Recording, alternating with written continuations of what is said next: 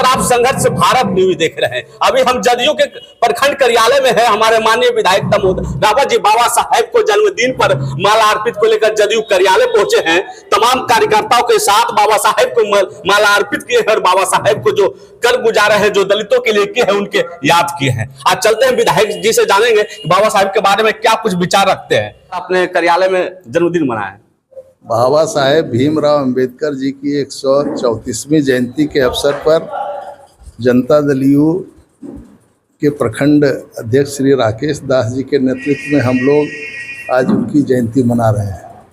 बाबा साहब भीमराव अंबेडकर एक उच्च समाज सुधारक, संविधान निर्माता थे और उन्होंने बहुत कष्ट सहकर ज्ञान अर्जित किया और उसके बाद जब भारत स्वतंत्र हुआ और संविधान निर्माण जब शुरू हुआ तो बाबा साहेब भीमराव अंबेडकर ने उसमें अहम भूमिका निभाई और भारत का संविधान जो अभी है वह बाबा भीमराव अंबेडकर के द्वारा निर्मित किया गया।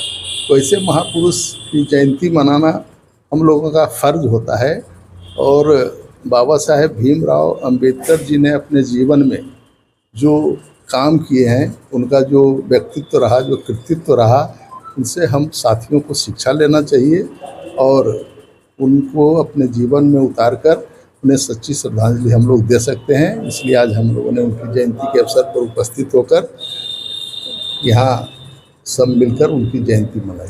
हमारे साथ क्या कुछ बोलिएगा बाबा साहब के बारे में राकेश जी? बहुत बहुत धन्यवाद। आज बाबा साहब भीमराव अंबेडकर जी की 134वीं जयंती हम लोग बड़े हर्ष और उल्लास के साथ मना रहे हैं।